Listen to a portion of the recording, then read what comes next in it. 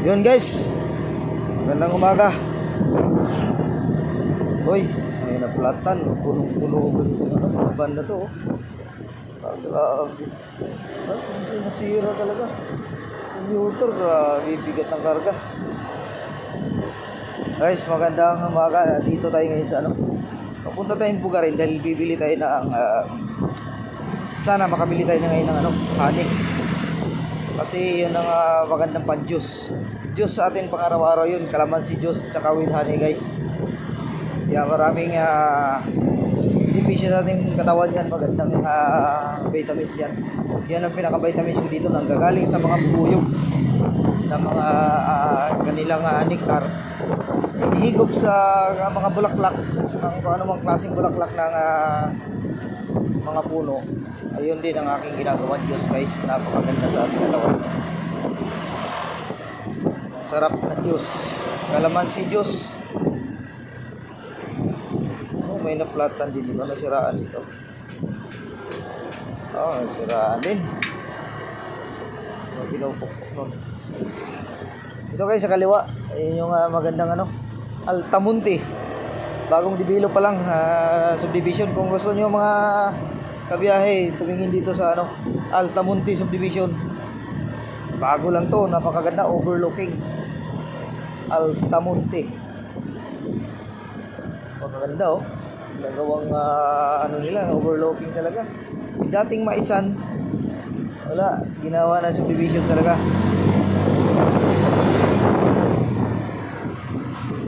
Yun sa kanan, puro tindahan ng mangga dito guys. Mga kabiyahe, mangga. Ako bumiyahe lang itong umaga na to. Bibili tayo ng juice. Tawagin para pang juice natin pa. Kalamansi juice or lemon. Piga mo, lagyan mo ng honey. Napakasarap na juice. Hindi na yung iba, ang ginagawa nilang juice, Red Horse. Uy! Ilaglag na Pajero dito. Pusang gala. Nangyari. Pusang gala. Doon na nag-parking sa kanal. Shoot siya sa kanal guys, yung Pajero. Lumang Pajero. Traffic guys kasi ito truck. Nandito, nauna siyempre. Yung kaharap dito sa mga motorista.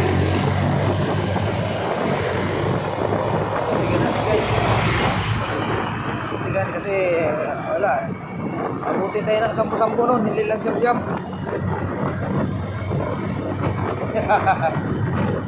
Ang developer pala dito guys, itong dito sa unahan Punte Verde naman to, Santa Lucia Land Incorporated guys. Punte Verde, si Pia Alonso ang maganda, may gate na. Gusto nyo guys yung hindi nakakarating dito, yan, panoorin nyo na sa vlog. Huwag nyo kalimutan guys mag-follow my page at i-subscribe na lang yung YouTube channel natin. Uy, ano to? Oh, may hinarangan yung lubak lang, maliit lang na lubak lang. Hinarangan na ng ganun. Sana makakuha tayo guys ng ng honey. Kasi tag-ulan na ngayon, hindi natin alam kung may honey pa. Honey bal. Cannibal pala yun, di ba? Cannibal. Yo, papunta na tayo kabiyahe. Papunta na tayo ng windmill. Bandang windmill na tayo.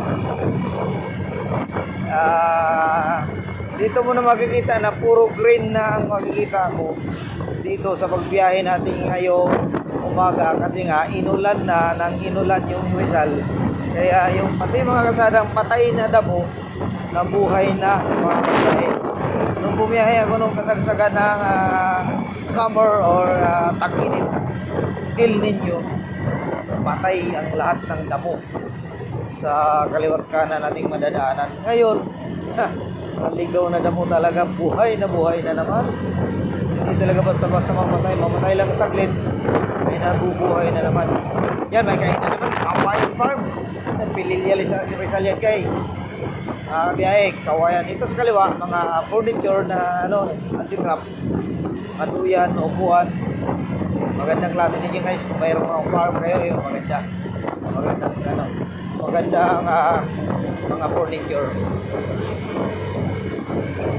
Yun mga kabiyahe pa, nasa kanan po natin yung mga kainan dito. Overlooking na kainan. Dito kayo pupunta. Kahit hindi masarap yung pagkain, maganda naman ang lugar. Di ba? Bawi-bawi lang. Ganun lang yun guys. Dito sa kanan yung Port Cebu. At saka itong Tadhana Restaurant, sa Lion Restaurant. Sa Kapalgunahe Restaurant, mga overlooking yan guys. Basta maganda ang lugar. Kahit din yung trip yung food nila, at least maayo food. Maganda ba? Maganda ang pwesto. Overlooking, malamig ang hangin. Ay dito guys, sarili na talaga to ng may ginawang building dito ng Pililya government. Dating overlooking na maganda yan, ngayon ginawa na nila. Hindi ko alam kung may bayad dyan pag sumampa ka dyan. Kaya ginawa may building na siya na sa lampahan talaga na doon ka sa taas. Maganda na ang pwesto mo. Hindi ka na basta malalaglag basta-basta. Kaya dati guys, may parang na-aksidente yata dyan na medyo nagkamali, nadulas, o nalaglag. So, okay lang naman. Parang, ewan ko lang kung yung bukol na kung ano. Dito na tayo. Dito na tayo sa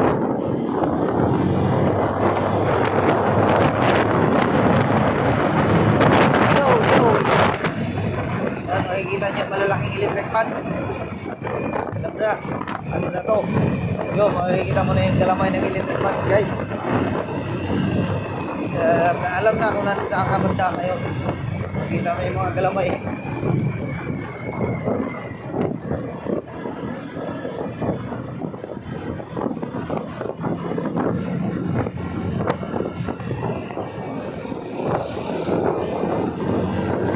Malamig ang umaga pa ngayon, mamaya mainit na yan. Kung gusto nyo bumiyahe ng malamig, umaga. Yung mga biyahero kanina, marami na rin bumabiyahe guys. Kasi malamig na ang panahon. Ang puntarya lang natin, hindi naman tayo kakain dito eh. May mga kainan dito. Huwag yan, matataba yan. Delikado tayo dyan. Kailangan bumili lang tayo ng honey. Meron tayong mapuso ang pinya, bili tayo ng pinya. Kasi pang din natin yung mga taas ang presyo ng dugo natin, papababa yan. Meron kasing sangkap ang pinya na nakakalusaw sa mga sa ating mga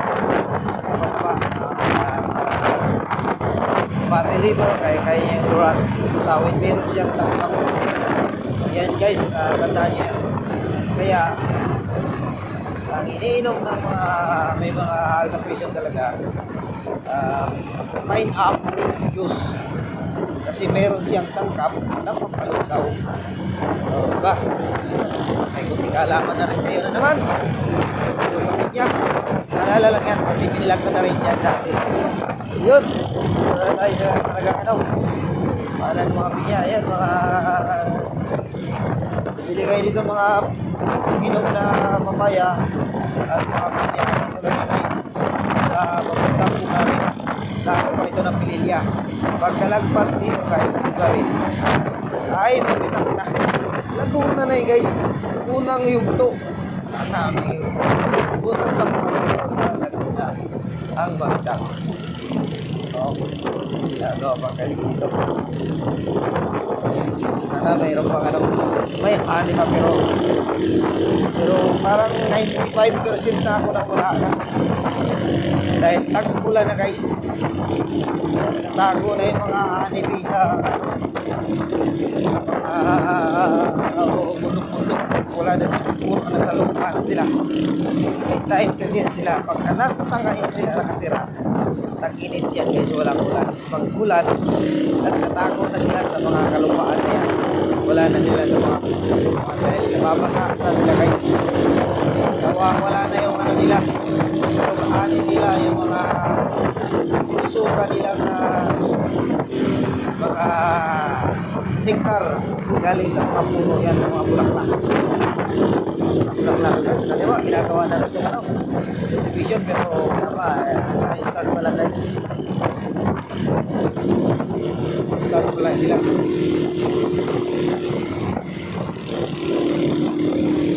Malamig ang simoy ng hangin. Mga kagay, sa kanan may nagtinda na ng pangbulalo. Pangbulalo, pangpapaitan. Baka yun, baka. Sarap yun, sarap. Delikado lang pag nasubrahan ka nun. Alam niya, may vlogger na dalawang nadali ngayong buwan na to.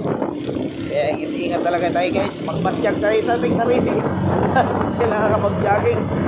Kailangan kang magpapawis or ano pa mga pangailangan sa iyong katawan na hindi mamumuo yung mga tapa-tapa sa iyong kaugatan, na dumaloy ng husto ng maayos ang iyong mga dugo, kasi yun ang nagdi-deliver ng vitamin sa buong ating kalamnan at saka mga dulo ng ating mga daliri at hanggang dulo ng ating mga kaugatan. Ang dugo po ang nagdadala ng deliver. Kaya pag uminom ka ng gamot, sila ang nagdadala kung saan banda yung itatama yung gamot. Wala na yata ang hahanip. Tingnan natin dito sa kabila. Doon. Ikot lang tayo dito. Hahanip mo ba sila? Wala na yan. Wala na.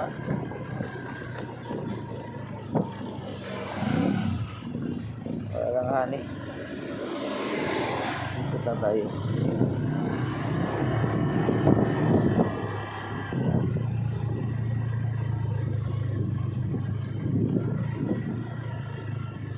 Yun ang baba nito guys, mabitak na kaya ikot lang tayo.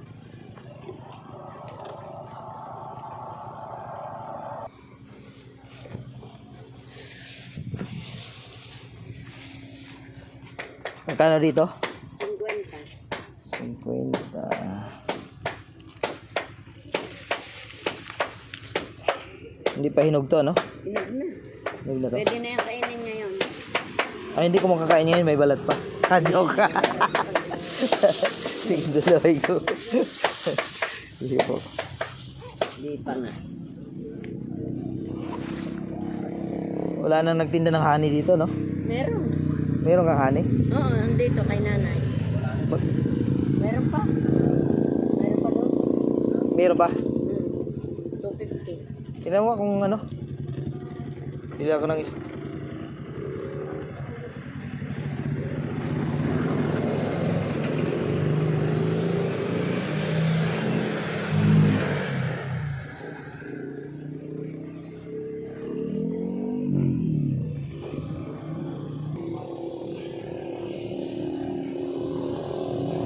Makote pa nga na doon.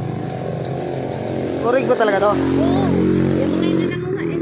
Ah, Ito mga ito nangunga yan. sige. Original talaga yan. Kahit iko. Sila ang kumuha niyan eh. Tag-ulan na ngayon, meron pa pala. Ay oo, yun yung marami pa ngayon. At pagka uminit ng 2 araw sila may pupuhatin na eh. Ah, ganun ba? Sila ang nangunguha niyan. Ako purong-puro yan, huwag ka mag-alala. Sige po. Balik nga ng plastic po, baka tumagas Hindi wala. naloloko ang mga taga rito. Oo nga, dito din ako bumili nung nakaraan. Doon ako sa... Nawalan lang ako eh. Nawalan lang ako ng ano. 250 plus sandaan, 350.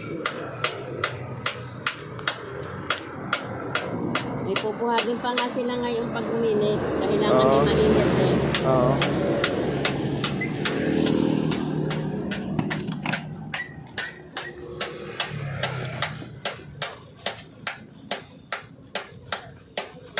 Ilagay dito baka tapon. Ito, ilagay.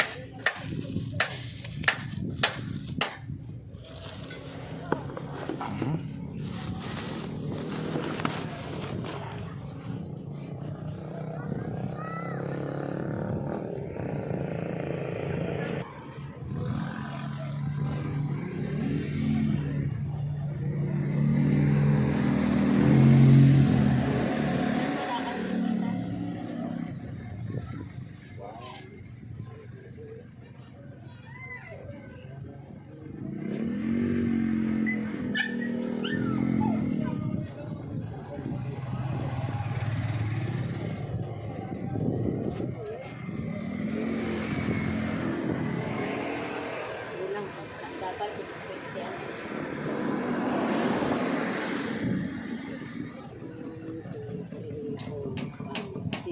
kukuha lang akong 50 ko lang.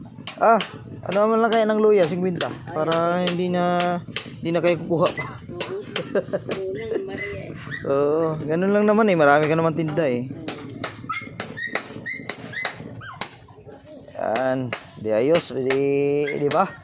Pang start mo na ng ano. Ako yata boy namano ngayon eh. Padalwa. Dalawa. Ano ating ihalo ito? Ay, ano sasalit natin? Dapat may anong Hindi na tayo. yata.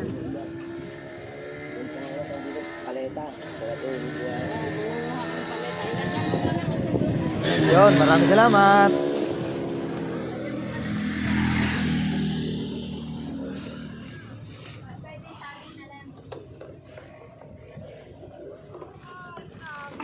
Next week po mayroon po kayo ano? Baka sakaling babalik ako. Siya ano mag-ari mga ari pag-uminit. Kasi po, salamat po. Yun guys. Good morning, good morning. Ayos. Nakakuha tayo ng isang buti na honey.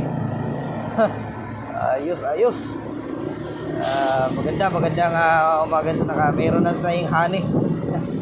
At bumili tayo guys ng pinya para meron tayong prutas sa ating katawan. Yun nga yung sinasabi ko. Paulit-ulit na lang sinasabi ko na mayroong sangkap ang pinya na nakalusaw ng mga taba sa dugo. O, di ba? I-research nyo guys para malaman nyo. Ang balita sa inyo ay si Kabiyahin ni Nats. Research nyo yan. May ano sa doktor yan. Totoo talaga yan. I-research mo ngayon yan kung may napapanood nyo na itong video. Huwag nyo kalimutan guys mag-subscribe at like and share na lang din kung gusto nyo. Pero wala naman sa pilitan. Buhay nga naman ng tao yun.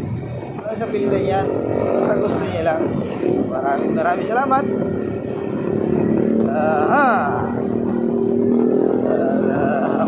Ano natin, nakabili tayo ng honey.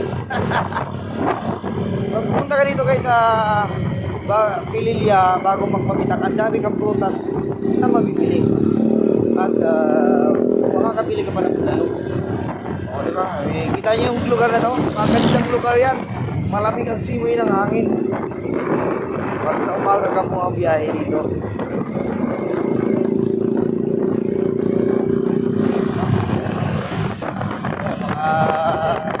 Gawa ng subdivision, may equipment, may ulo pa, makanik yung uling-uling.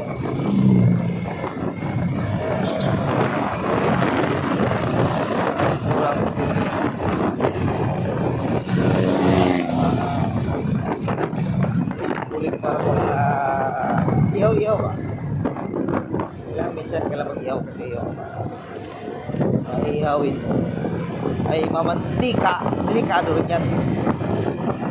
Lagi nagpapaalala, magmatiyag, magmasid at pakiramdaman ang inyong katawan guys, mga kabiyahe. Kung nakakaiba, alam niyo na anong dapat niyo gawin. Kasi ako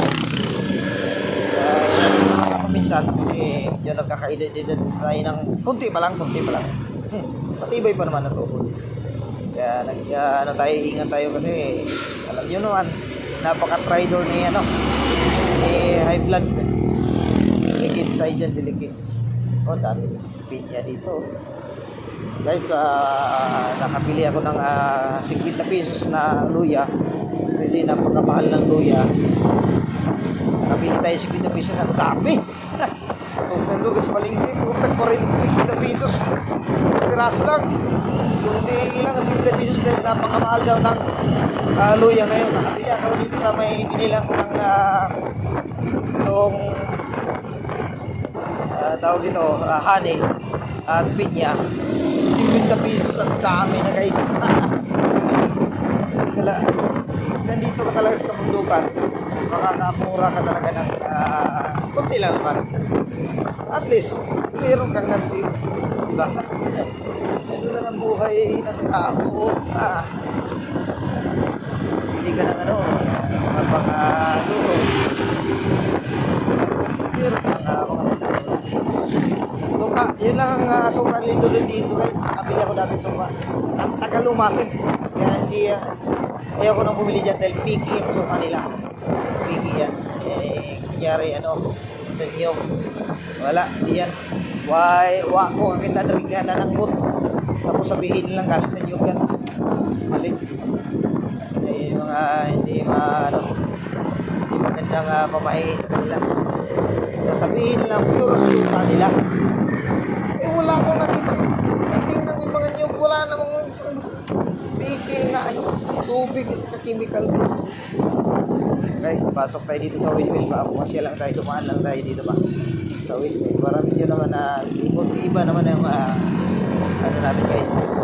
Maiba naman yung pananaw natin. Paningin lang ba? Paningin. Pasya. Ikot lang tayo. Dadaanan lang natin yung windmill. Diba? Para meron lang tayong bidang kakaiba. Dati, pagdago dito patay yung mga damoting na natin ngayon sa may buhay ng buhay din. Ulan na. Hindi na tayo bibili mo na ng ulam. May ulam na tayo eh. Yung pagtak ng manok. Kinain natin kagabi. Pero may suga na naman sila. Hugus ang gala. Piki na sukang po dyan rin. Hindi mo na ako maloko dyan. Kasi yung akin yung niyog habang tumatagal yung suka ng niyog. Habang tumatagal lalong umaasim. Yun ang kagandahan din guys.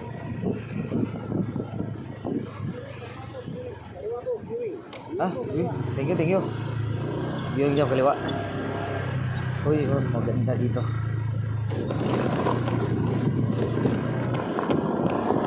Kaliwa ko na tayo. Isipin mo guys, ito yung paanan ng ito yung paanan ng puno ng windmill. Yung puno pa lang guys, parang isang buong kwarto na sa bahay. Napakalaki. Yun.